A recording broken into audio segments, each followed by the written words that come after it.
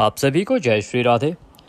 आज की इस वीडियो में हम कथा श्रवण करेंगे निर्जला एकादशी व्रत कथा, या ये कहें कि भीमसेनी एकादशी व्रत कथा और पांडव एकादशी व्रत कथा और निर्जला 11 व्रत कथा, ये सभी नाम एक ही हैं। तो आज निर्जला एकादशी है और निर्जला एकादशी को यह कथा अवश्य ही सुननी चाहिए, पढ़नी चाहिए। इससे आपको ढेरों पुण्य की प्राप्ति होती है, भगवान श्री हरि प्रसन्न होते हैं। अगर आपने इस दिन व्रत किया है तो वह बहुत उत्तम है, आपको कथा सुननी चाहिए। अगर आपने आज व्रत नहीं भी किया है तो भी यह महात्म्य एकादशी व्रत कथा आपको अवश्य सुननी चाहिए। इसके सुनने मात्र से ही आपका कल्याण होता है, भगवान श्री हरि की कृपा आपको प्राप्त होती है और जो भी इच्छा आपके मन में होती है वह इच्छा भगवान श्री हरि के आशीर्वाद से अवश्य ही पूरी होती है। इसीलिए बोलिए जय श्री हरि, बोलिए विष्णु भगवान की जय। कमेंट बॉक्स में विष्णु भगवान की जय या फिर जय श्री हरि लिखना ना भूलें, इससे भगवान श्री हरि अवश्य प्रसन्न होंगे और आपकी जो भी इच्छाएं हैं, जो भी कामनाएं हैं, वो अवश्य ही पूरी होंगी। वीडियो को लाइक करना ना भूलें और हो सके तो इस वीडियो को अधिक से अधिक लोगों तक पहुंचाइए, क्योंकि यह कथा आपके द्वारा जितने लोगों तक पहुंचेगी वो जब इसको सुनेंगे तो भगवान श्री हरि का आशीर्वाद उन्हें प्राप्त होगा और जितना पुण्य उन्हें प्राप्त होगा उसका 10% पुण्य आपको भी प्राप्त होगा, क्योंकि आपके द्वारा यह पुण्यदायी कथा उन तक पहुंची है।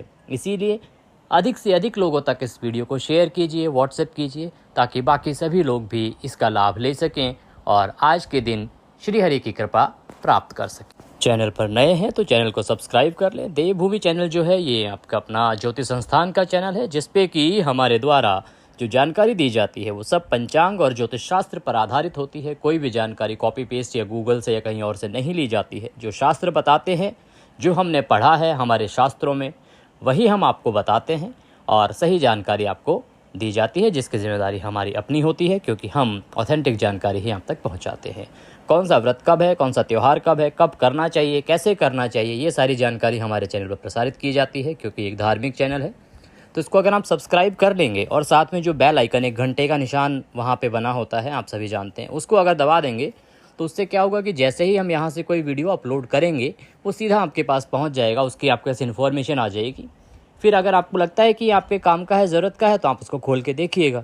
अगर नहीं काम का है तो आप उसको इग्नोर कर सकते हैं, साइड कर सकते हैं। पर इससे क्या होगा कि आपका कोई जो त्यौहार है उसकी जानकारी छूटेगी नहीं। कई बार हम बहुत व्यस्त होते हैं, हमें पता ही नहीं लगता कि एकादशी कब आ गई है, कब निकल गई है, और अचानक से वो हमसे छूट जाता है। इसीलिए अगर आप इस चैनल को सब्सक्राइब करके रख लेंगे और साथ में जो बेल आइकन का जो निशान है उसको दबा के रखेंगे, प्रेस कर देंगे एक बार, तो फिर आपके पास अपने आप जानकारी आती रहेगी और कोई भी व्रत त्यौहार आपसे छूटेगा नहीं। सही तरीके से आप उसको कर पाएंगे और भगवान की कृपा आपको अवश्य ही प्राप्त होगी। आइए बढ़ते हैं कथा की ओर। आज आपने भगवान श्री हरि की पूजा कर ली होगी। पूजा करने के बाद आप एकाग्रचित होकर एक स्थान पर बैठ जाएं, भगवान श्री हरि के चरणों में मन को लगाएं और कथा सुनना आरंभ करें। ये जो कथा है ये उस समय जब पांडव अपने अंतिम समय में अपने जीवन को भगवान श्री हरि के चरणों में अर्पित करना चाह रहे थे, जीवन से मुक्ति चाह रहे थे, उस समय जो पांडवों का व्यास जी के साथ चर्चा हुई, व्यास जी के साथ जो संवाद हुआ, उसी पर आधारित ये कथा है। और वहीं से निर्जला एकादशी जो है वो पूजी जाने लगी, उसकी महिमा और अधिक बढ़ी और वहीं से इसका नाम भीमसेनी एकादशी या पांडव एकादशी भी पड़ा। तो आइए कथा आरंभ करते हैं। भीमसेन व्यास जी से कहने लगे कि हे पितामह, भ्राता युधिष्ठिर, माता कुंती, द्रौपदी, अर्जुन, नकुल और सहदेव आदि मुझे एकादशी का व्रत करने को कहते हैं, परंतु महाराज मैं उनसे कहता हूँ कि भाई मैं विधिवत भगवान की पूजा आदि तो कर सकता हूँ, दान भी दे सकता हूँ, परंतु भोजन के बिना नहीं रह सकता। इस पर व्यास जी कहने लगे कि हे भीमसेन, यदि तुम नरक को बुरा और स्वर्ग को अच्छा समझते हो तो प्रतिमास दोनों एकादशियों को अन्न मत खाया करो। भीमसेन कहने लगे हे पितामह, मैं तो पहले ही कह चुका हूँ कि मैं भूख सहन नहीं कर सकता। यदि वर्ष भर में कोई एक ही व्रत हो तो वह मैं रख सकता हूँ, क्योंकि मेरे पेट में व्रक नाम वाली अग्नि है, सो मैं भोजन के बिना रह नहीं सकता। भीमसेन कहते हैं कि हे पितामह, मैं भूखा रह ही नहीं सकता। आप कह रहे हैं कि हर एक एकादशी को नहीं खाना है, इतने दिन तो मैं व्रत कर ही नहीं सकता। मुझे कोई ऐसा व्रत बताइए कि मैं सिर्फ एक दिन व्रत करूं और मुझे जीवन से मुक्ति मिल जाए, श्री हरि का धाम प्राप्त हो जाए, श्री हरि के आशीर्वाद से सभी दुख दूर हो जाए। भोजन करने से जो अग्नि है, व्रक नाम वाली अग्नि, वह शांत रहती है। इसीलिए पूरा उपवास तो क्या, एक समय भी ना भोजन के रहना मेरे लिए बहुत कठिन है। इस प्रकार से भीमसेन जो हैं वो अनुनय विनय कर रहे हैं व्यास जी से कि कोई ऐसा व्रत बतलाइए जो वर्ष में केवल एक दिन करना पड़े और मुझे स्वर्ग की प्राप्ति हो जाए, मेरे सारे दुख दूर हो जाएं। श्री व्यास जी कहने लगे कि हे पुत्र, बड़े बड़े ऋषियों ने अनेक शास्त्र आदि बनाए हैं जिनसे बिना धन के थोड़े परिश्रम से ही स्वर्ग की प्राप्ति हो सकती है। इसी प्रकार शास्त्रों में दोनों पक्षों की एकादशी का व्रत मुक्ति के लिए रखा जाता है।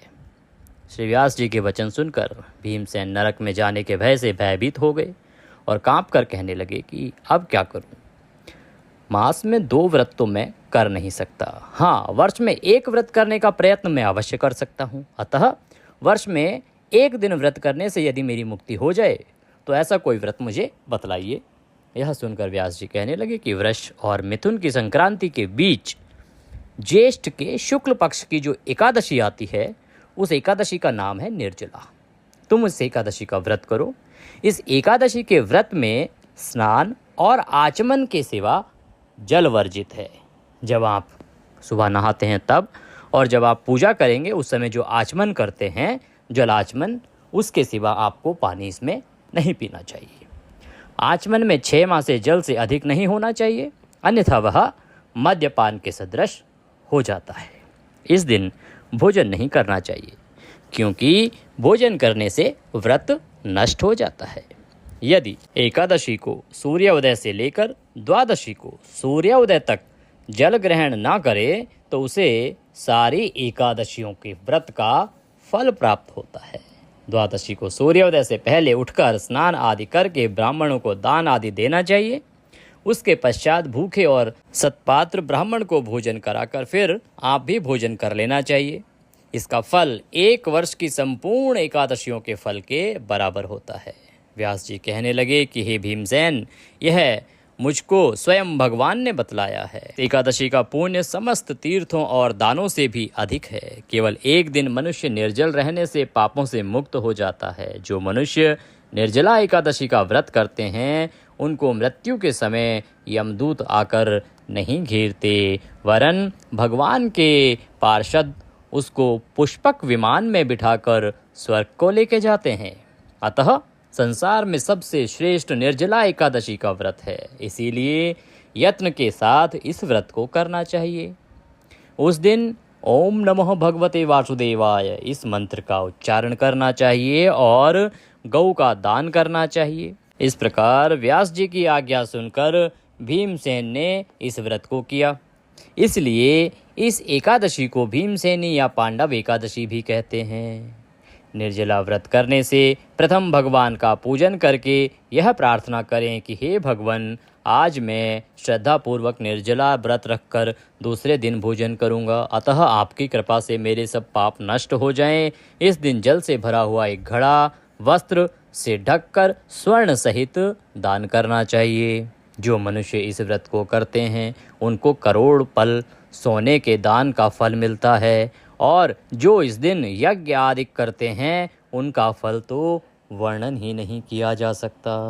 इस एकादशी के व्रत से मनुष्य विष्णु लोक को प्राप्त होता है। जो मनुष्य इस दिन अन्न खाते हैं वे चांडाल के समान होते हैं, वे अंत में नरक को जाते हैं। जिन्होंने निर्जला एकादशी का व्रत किया है वह चाहे ब्रह्म हत्यारे हों, मद्यपान करते हों, चोरी करते हों या गुरु के साथ द्वेष करने वाले हों, मगर इस व्रत के करने से सब स्वर्ग को जाते हैं, उनके सभी पाप धुल जाते हैं। भगवान श्री हरि उनकी इच्छा अवश्य पूर्ण करते हैं। हे कुंती पुत्र, जो पुरुष या स्त्री श्रद्धापूर्वक इस व्रत को करते हैं उनको करना चाहिए ये सुनो।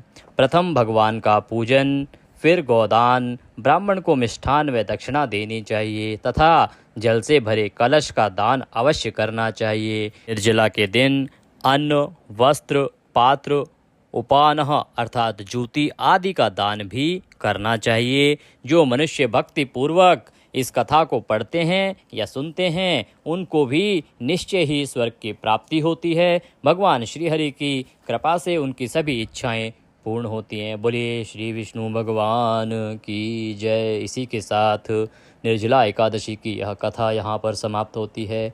अब आप भगवान श्री हरि की आरती करेंगे। आरती करने के बाद भगवान को भोग लगाएंगे और अपने बंधु बांधवों में फल का प्रसाद वितरित करेंगे।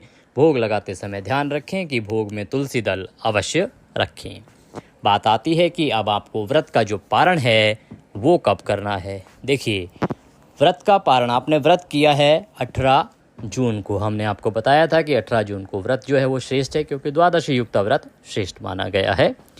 इसीलिए आपने व्रत 18 जून को किया है। 19 को आप पारण करेंगे।